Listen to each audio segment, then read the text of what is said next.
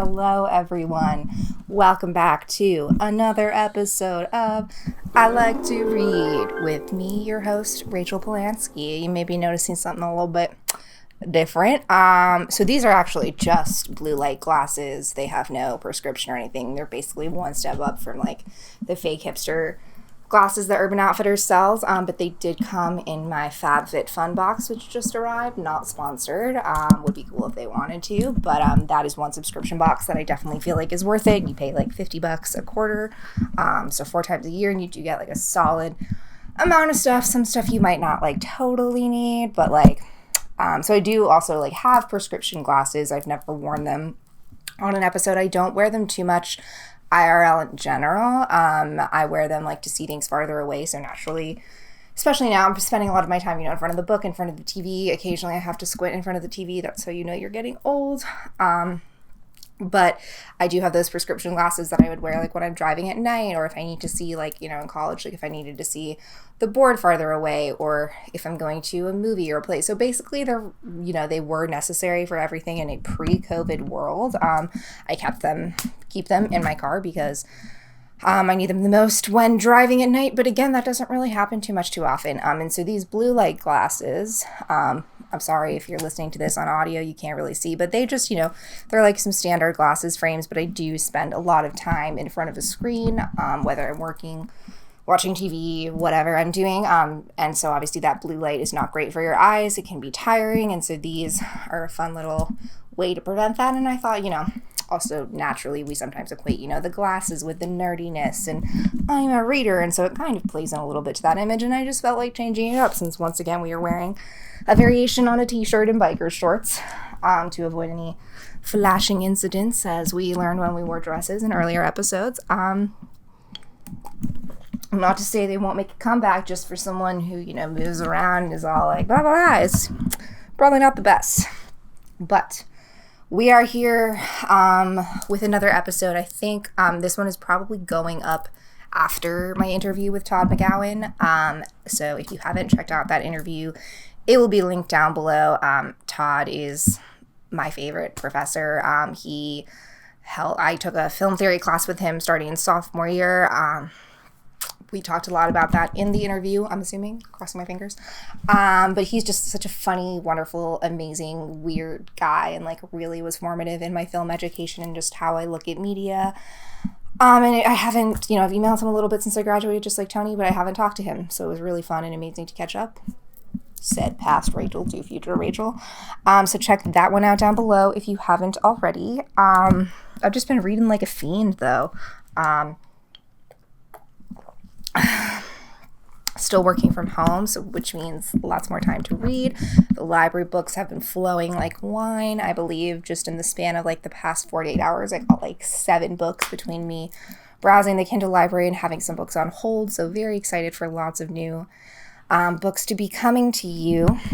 But today, what are we talking about? I was going to talk a little bit about some like fun true crime, sort of like documentary, wacky things I've seen, notably Action Park, Class Action Park About Action Park on HBO Max is a documentary about a water park, and all the crazy shit and adventures that happens there, and it's pretty well done. That's fun, but I did talk about that on a blog post, actually. Again, blog is linked down below, for those of you interested in it.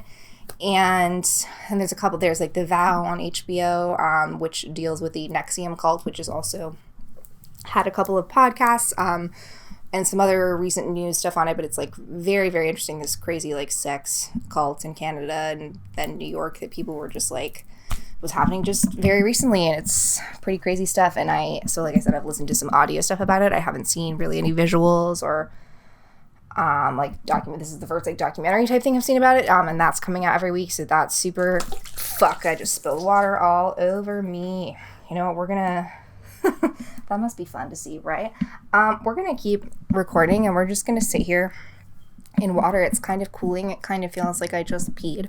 I have a little bit left if I have to drink, and this is carpet, so we'll just clean it up after. This is live, engaging. Well, it's not live when you're talking, but this is the stuff you're here to see, right? And you can't even tell.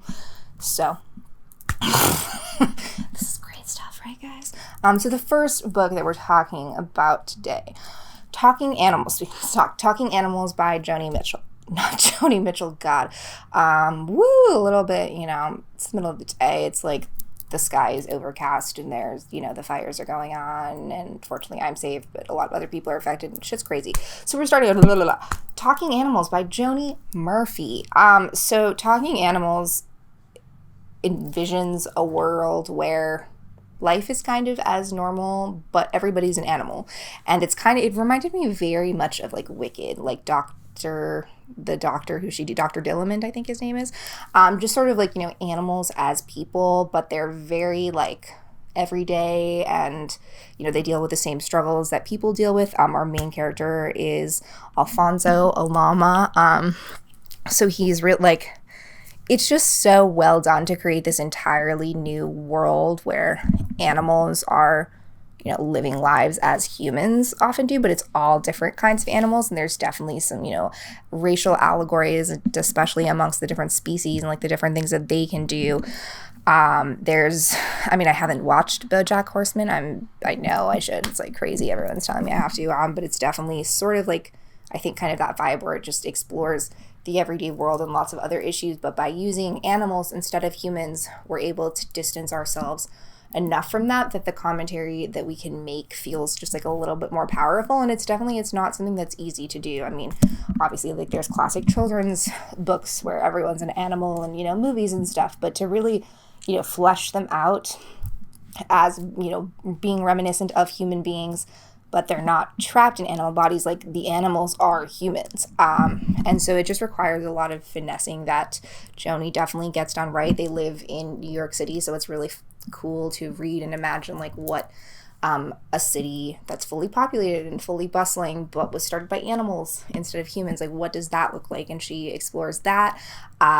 There's like sort of a side like government corruption scandal that leads through the novel, but just like it's different, it's unique, it's something that I think could have easily gone downhill and have been done as well. She has I think this is her second novel. She has another one out that she wrote a few years ago that I have on my to read list. I haven't read it yet, but I'm excited for that. So it's definitely just like, it also deals with climate change and other like timely issues that, you could easily see humans being put into these situations. And it's interesting to think how just, if it was a different species or if humans weren't the dominant species, would the world look the same? How much of that is human error and how much of that is just this like instinctual being that overarches with all of us. So that is Talking Animals by Joni Murphy. That is the first one. The next one is called The New Wilderness by Diane Cook. I really, really enjoy this one. I mean, obviously I enjoyed all the books that I'm talking about, but this one like really stood out to me. I mean, it's so timely. It deals with B, who is a young woman growing up in the unnamed city. She has a young daughter, and her daughter, like pretty much any children, are very sick in this city. It's a city, the time and location are never specified, which I love, but it's definitely sort of, not apocalyptic, but it's futuristic. This futuristic unnamed city then has this sort of pilot program where a group of adults and children are going to go out into the wilderness and live there and sort of live off of the land, like a back to nature roots type of thing. But they're still being checked on by people in the city. It's not like they're fully like abandoning it because it's there under like the guise of research and under like they're there by permission of other people. A lot of shit ensues. The group itself is an interesting dynamic because people kind of come and go, and the way that they deal with the people as characters versus sort of like obstacles is very interesting. It's also just a larger commentary on how we use our resources, how trends and waves of people and immigration and sort of migration comes and goes. I won't give away too much towards the end, but it just feels very like natural in terms of like, that even though these people are having a hard time in the wilderness and developing themselves, like it's not going to be forever. And what does discovering a new frontier mean, especially when it then becomes so absorbed by other people? So B is a really well-developed, interesting character placed in an interesting situation. Her daughter, Agnes, gets a lot of her own perspectives. She's also fascinating because she was pretty much raised in the wilderness.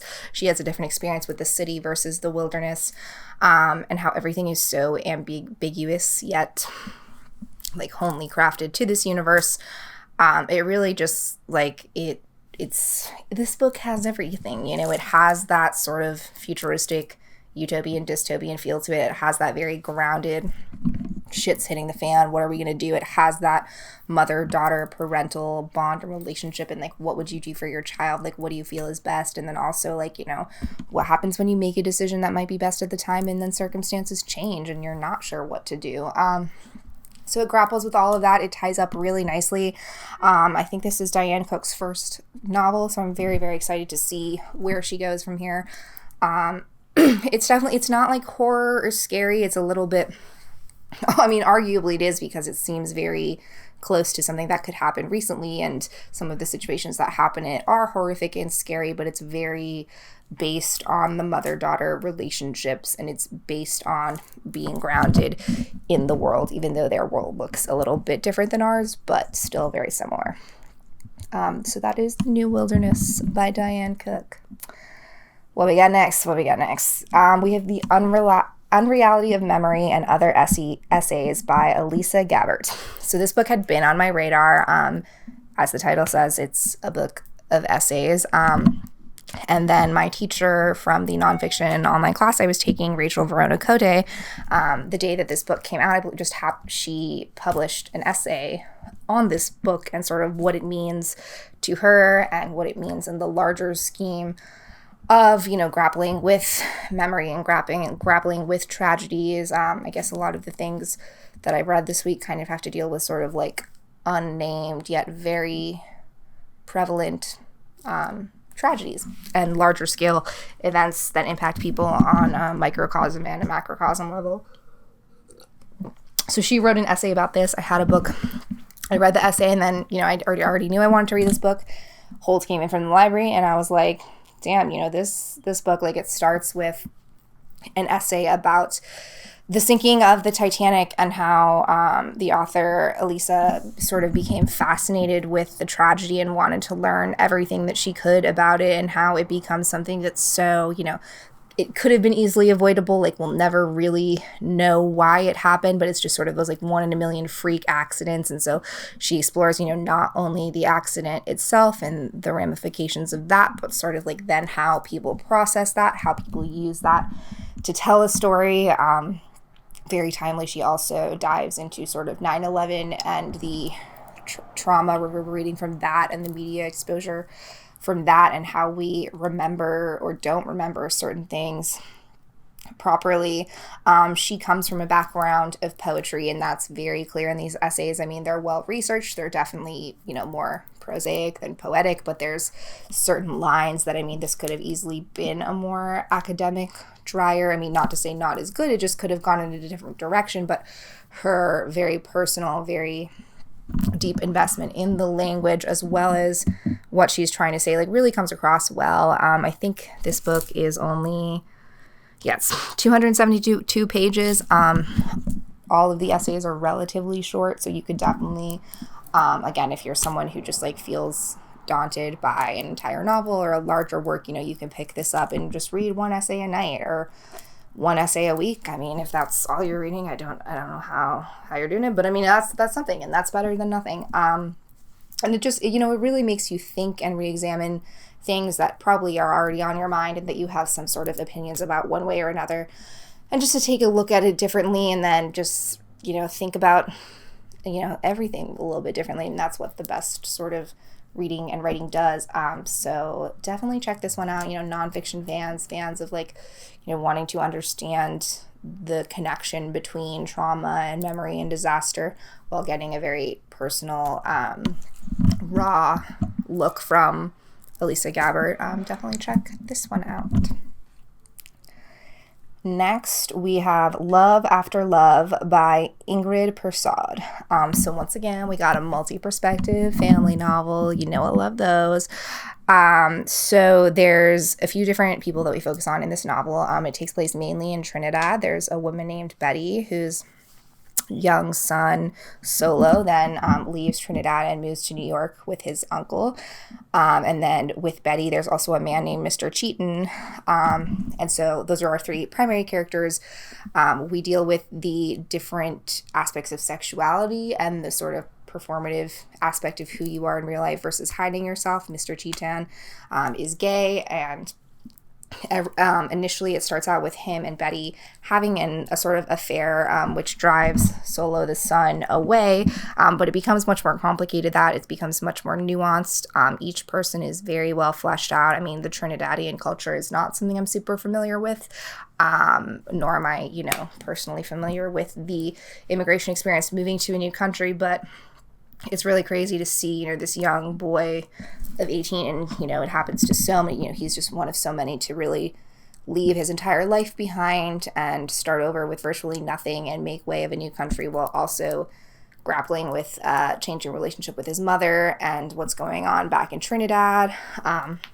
There's also some pretty unfortunate things that happen, but ultimately, I don't want to say it's a dark novel. There's definitely deeper socio-cultural issues, but it's fiction. These characters, they're flawed, they're real people, so life is not perfect, but I think that's what makes them interesting and engaging. They are characters that are often marginalized, so it's great to see, a fully fleshed out Trinidadian trio of man, woman, and a younger boy get to live their lives in different aspects, and for us to look behind the scenes and explore that in a definitely like a non-exploitative, it's ultimately fiction, so it really is just comes together as well as it can. I think this is Ingrid Persaud's first novel. I could be wrong. No, she wrote one other novel. I'm sorry. A few years ago, but definitely, check this one out. It's for being a fictional, dealing with heavier issues. It is like a little bit not lighter, but it's definitely more palatable. It's definitely not super jargony and wordy. It reads like a really well story that opens you up to a part of the world and different culture that you may not be familiar with, and then leaves you with the sense of, these are real people with their real stories too. And again, that's what the best writing does. So that is that one. And then lastly, we have Untamed by Glennon Doyle. And so I know that this one was like everywhere. Like Oprah was talking about it. Kristen Bell was talking about it. It was just, again, on my list of holds for a long time at the library, and finally came out. So Glennon is a woman who, she had a husband. She had 2 kids. She actually, this is not her first piece of writing. She's written quite a few other memoirs. And this book is her journey into discovering, that she was extremely unhappy in that marriage and relationship and left him for another woman, and just, discovered her true sense of self and sexuality, and just felt so much happier with this woman and building an entirely new life for herself. And, it just explores the idea of, isn't there supposed to be something more than this? Like, sure, on paper, I have everything I'm supposed to have and need, but I want something more. And so it's really that wanting that, after, I believe she's in her late 40s when she writes this. Forgive me if somehow, Glennon, you're listening to this and I'm wrong, but she's had the experience. She's not in her early 20s or 30s. She's had the kids, she's had the husband. So part of her is like, isn't this enough? Like I think at one point one of her previous works actually dealt with her. She left her husband at a time. She then came back, like renewed her faith, like rebranded herself as this like family woman. And then a few years after that, she was like, this isn't right. Like she met her now partner at an event, and that chapter where she talks about their meeting and their instant connection, like it's beautiful. It's, you don't get to have that too often. And she didn't even know she was attracted to women at that point. She just happened to meet this person at an event, and it changed her life forever. So she definitely, she goes into more of the personal and her journey, but through that she learns a lot of lessons. It's not self-helpy at all, but it is very sort of, if you are feeling kind of stuck, if you are feeling like there must be more than this provincial life, as Belle says in Into the Woods.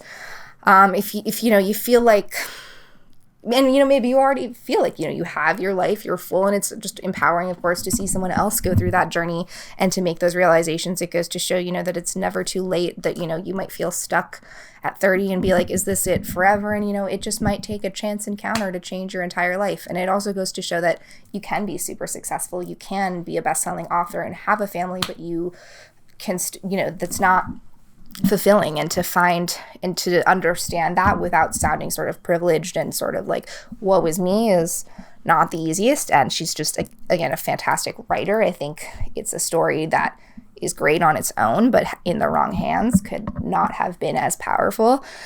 So I think just, it's about reclaiming yourself and understanding that, being untamed and being wild and free is not a bad thing. And why is it?